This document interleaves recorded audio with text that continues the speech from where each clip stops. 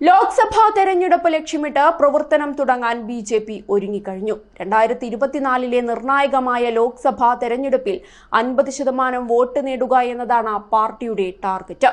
ഇതിനായി ജനുവരി 15 മുതൽ ക്ലസ്റ്റർ യോഗങ്ങൾ ആരംഭിക്കുകയാണ് ബി.ജെ.പി. യുവമോർച്ച രാജ്യത്താകെ 5000 യോഗങ്ങളാണ് സംഘടിപ്പിക്കുന്നത്. കൂടുതൽ ജനങ്ങളിലേക്ക് ഇറങ്ങിച്ചെല്ലാനായി വലിയ പരിപാടികളാണ് ബി.ജെ.പി. പ്ലാൻ ചെയ്യുന്നത്. കഴിഞ്ഞ ദിവസം നടന്ന ബി.ജെ.പി. നേതാക്കളുടെ ദ്വിദിന യോഗത്തിലാണ് ഇക്കാര്യങ്ങളെല്ലാം തീരുമാനിച്ച് ഉറപ്പിച്ചത്. പുതിയ വോട്ടർമാരുമായി പാർട്ടിയുടെ ബന്ധം ശക്തമാക്കാൻ ബൂത്ത് ലെവൽ പരിപാടികളാണ് ബി.ജെ.പി. ആസൂത്രണം ചെയ്യുന്നത്. രാജ്യത്താകെ പുതിയ വോട്ടർമാരെ ബി.ജെ.പിയിലേക്ക് ആകർഷിക്കാനായുള്ള പ്രചരണം സംഘടിപ്പിക്കും.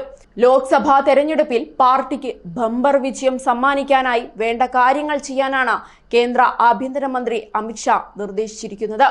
ലോക്സഭാ മണ്ഡലങ്ങളിൽ തരം തിരിച്ചുകൊണ്ട് പൊതുയോഗങ്ങൾ സംഘടിപ്പിക്കും. ഇതിനു മുൻപ് ഇവയെ ക്ലസ്റ്ററുകളാക്കി മാറ്റും. ഈ ക്ലസ്റ്ററുകളിൽ സംഘടിപ്പിക്കുന്ന പൊതുയോഗങ്ങളിൽ പ്രധാനമന്ത്രി നരേന്ദ്രമോദി, ആഭ്യന്തരമന്ത്രി അമിത്ഷാ, പ്രതിരോധ മന്ത്രി രാജ്നാഥ് സിംഗ്, ബി.ജെ.പി. ദേശീയ അധ്യക്ഷൻ ജെ.പി. നദ്ദ എന്നിവർ സംസാരിക്കും. ജനുവരി 24-നാണ് ബി.ജെ.പിയുടെ യുവമോർച്ച പുതു വോട്ടർമാർക്കായുള്ള യോഗങ്ങൾ ആരംഭിക്കുന്നത്. ബി.ജെ.പിയുടെ യൂത്ത് വിംഗ് കൂടിയായ യുവമോർച്ചയോട് 5000 യോഗങ്ങൾ നടത്താനാണ് നിർദ്ദേശിച്ചിരിക്കുന്നത്. അതിനൊപ്പം തന്നെ രാജ്യത്താകെ സാമൂഹികമായ യോഗങ്ങളും സംഘടിപ്പിക്കും. സ്ഥാനാർത്ഥികളെ പ്രഖ്യാപിക്കുന്നതിനായി നേതാക്കൾ കാത്തിരിക്കേണ്ടതാണ് നിർദ്ദേശം. ഇപ്പോൾ തന്നെ പാർട്ടിയുടെ റെക്കോർഡ് വിജയം ഉറപ്പാക്കാൻ പ്രവർത്തിച്ച് തുടങ്ങാമെന്നുമാണ് പുതിയ നിർദ്ദേശം. ജനുവരി 1 മുതൽ രാമക്ഷേത്ര ആഘോഷങ്ങൾക്കായി ഒരു പ്രചരണം ആരംഭിക്കാനും ബി.ജെ.പി. തീരുമാനിച്ചിട്ടുണ്ട്. ഇതിനായി രാജ്യത്തെ എല്ലാ ഗ്രാമങ്ങളിലും ഡോർ ടു ഡോർ പ്രചരണം ബി.ജെ.പി. പ്രവർത്തകർ നടത്തും. അയോധ്യയിലെ ക്ഷേത്രത്തിലെ ദീപം തെളിയിക്കൽ ചടങ്ങിൽ 10 കോടി കുടുംബങ്ങളെ എത്തിക്കാനാണ് ശ്രമം. അതേസമയം 2 ദിവസമായി നടന്നു വന്നിരുന്ന ബി.ജെ.പി. ഓഫീസ് പ്രവർത്തകരുടെ യോഗവും സമാപിച്ചിട്ടുണ്ട്. ഇതിൽ അയോധ്യയിലെ രാമക്ഷേത്ര സംബന്ധമായ വിഷയത്തിലടക്കം തീരുമാനമെടുത്തിട്ടുണ്ട്. RSS, VHP എന്നിവർ രാമക്ഷേത്ര നിർമ്മാണത്തെക്കുറിച്ചും അതുമായി ബന്ധപ്പെട്ട മറ്റു വിവരങ്ങളും ബി.ജെ.പി. നേതാക്കൾ ഈ യോഗത്തിൽ അവതരിപ്പിച്ചു.